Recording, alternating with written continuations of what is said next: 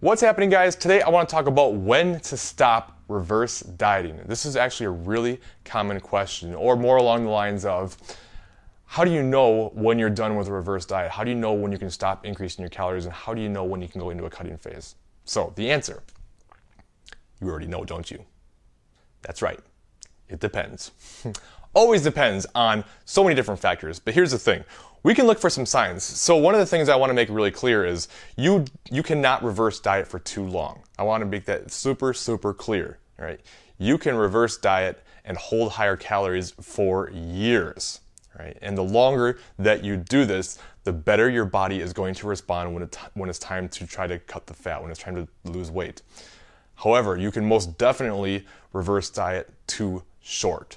Right? Especially if you have a long history of dieting, you've done a lot of extreme dieting and a lot of yo-yo dieting, your metabolism is super suppressed and you need to take time to get yourself in a position where you can win. So if you just get your calories up and then you stop and then you go right back into a cutting phase as soon as your calories get up to a decent spot, your body's probably not going to respond. You're going to have to start the reverse diet all over from the beginning, and that sucks. I don't want that for you.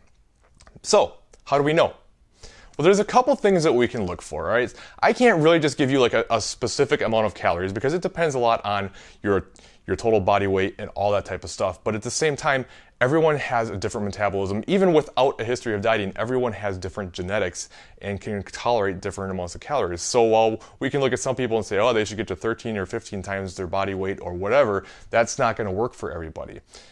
What we want to look at is what's high calorie for you, right? So if you feel like 2,000 calories is a crap load of calories, well, maybe then that's a good number for you. Or maybe if you think 2,500 calories is a lot, all right? We have to understand that we want to get as many as we can, but we also don't want to push so far that we're gaining way more fat than we need to during the process. So one of the signs that usually will tell somebody, hey, I'm at the end of what my metabolism can kind of handle or what I can take in a reverse diet, is really like how full you're feeling all the time. All right, like if you get to the point where a really good sign is a client will tell me, Colin, I can't take any more food. Like, please, I can't take any more. I just cannot eat anymore. Please stop giving me more calories. That's a pretty dang good sign that you are in a pretty good spot with your metabolism and that we're in a good spot calorie-wise. All right, now we have to kind of take that with a grain of salt because sometimes it comes down more to what types of foods they're eating too, because as calories get higher, you don't necessarily want to eat nothing but healthy foods, because we have to understand that the higher your calories are, the more filling your foods are, the harder it is to get more calories in. So sometimes we need to eat a little bit less filling foods as our calories get higher and explore some other options besides the same prototypical diet foods that most people get stuck on because they're low calorie all the time. So we can always manipulate the types of foods we eat to help get our calories a little bit higher. But if you're finding yourself just overly stuffed all the time and just don't want to eat any more food, that's like sign number one that, hey, you're in a pretty dang good spot with your reverse diet. Another thing we can look at, how long did you cut before? How long have you been in a reverse diet now? Right? A lot of times, especially for somebody who has been more of a competitor or someone who has been dieting hard, it looks like the amount of time that it takes to get into a better spot hormonally from the dieting is about as long as you took to diet. So if you dieted for 6 months, all right, have you been reversing for 6 months? Where are you with regards to that, right? That's kind of another thing we can look at. However, I would say once you get your calories high, it's not about continuing to get them high all the time. Or most of the time people get to a certain spot and then they just need to hold calories, all right? So instead of constantly always adding calories forever, we just get the calories to a good spot, a spot where you're happy with. It can just literally be a spot where you feel like you have a good amount of food, you have a good amount of energy, you are feeling good about everything, and you feel like you could make a significant drop in calories and start losing weight. You get to that spot and you just hold them, and hold them as long as you can so that your metabolism is good and adapted. I would say a minimum of 3 months for most people who have a history of dieting who want to go back into a cutting phase. After you've reversed and got your calories high, we want to hold, or at least try to hold the best we can for at least a few months. Again, the longer, the better. Another thing we can look at, and this one is almost like an oversimplification, but we have to look at the mental side of things. Are you doubting that you've been in it long enough? Just ask yourself that, okay? You've been reversing and you're thinking about cutting, but you feel like it maybe hasn't been long enough. Guess what? It probably hasn't been enough. All right? It's hard to be objective with ourselves. We can tell ourselves a lot of things to basically hear the things that we want to hear. And if you have been dieting on and off for a long time and you just rush your calories back up and you think, okay, I can probably cut now. Is this the right decision? I feel like it maybe hasn't been long enough. Chances are you probably haven't done it long enough, right? My hesitation right now, you just saw my hesitation. I always hesitate to give time frames, which is why I even cringe about saying hold your calories for 3 months once you get them high. And understand that 3 months isn't 3 months of reversing. That's reversing, getting your calories high, and then holding. But when I think about how long somebody should reverse diet, and this is talking about somebody with a long history of dieting. Right? There's a million different ways and a million different reasons that we can do this. So I'm kind of more specifically talking about that demographic. The minimum amount of time I would ever want somebody in that position to reverse would be 6 months. I typically find 9 or 10 months is usually a good spot where people can respond well. If we can do it for a year, better. If we can do it for a year and a half, better.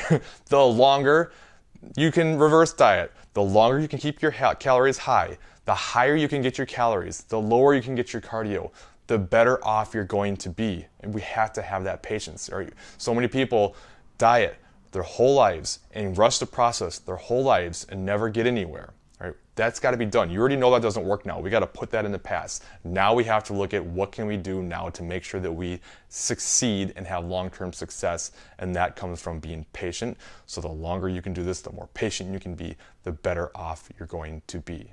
So be patient. There's nothing wrong with taking a long time and reversing and getting yourself into a good spot metabolically so you can finally win. Something that's kind of overlooked by a lot of people as well is, what does your life look like right now? Right? While there's never a good time to cut, it's always going to be a challenge, it's always going to be difficult. There's definitely the wrong time to do it. There's definitely bad times to do it. If you look at your life and what's coming up, and you have a ton of stress in your life, and you're changing careers, and you're going through some family struggles at home, and you've got all this stuff coming up and all this stuff on your plate, and you're going to be pulled in every direction, and you're going to have absolutely no time to focus on yourself, and things are going to be chaotic. It's probably not a good time to go into a cut and add a calorie deficit and extra cardio into the equation. So if you're in that position, just give yourself time. Give yourself more time. So now you don't have that time commitment. You can keep your cardio low, and you can eat plenty of food, and you can be in a good position where when things settle down a little bit, okay, now we can go after it. Right? I'm not saying you can't cut during difficult times, and anytime you cut, difficulties are gonna arise and you're gonna have to grind. All right? You are going to have to grind at some point during any cut.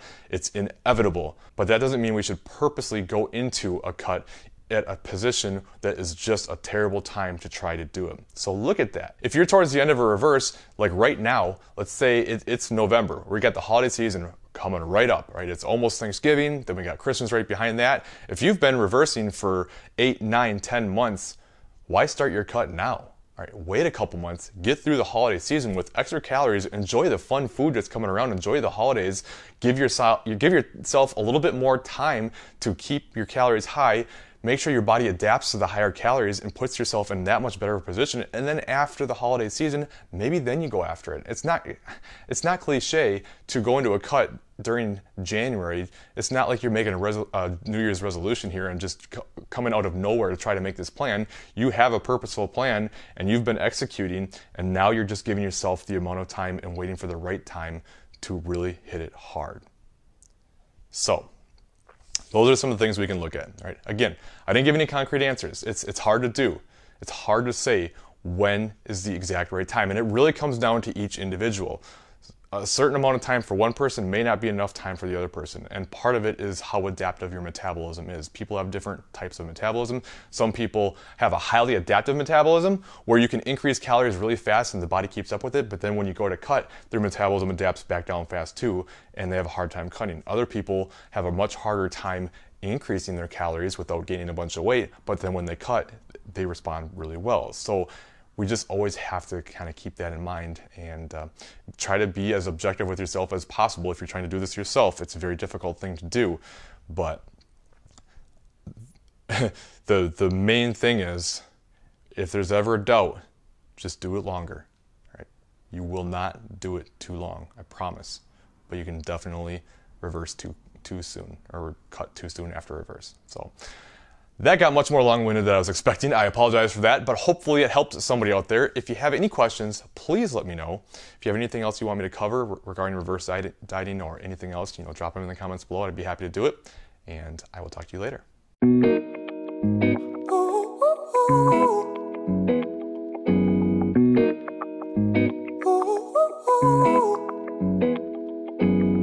I'm addicted to the love that you're giving.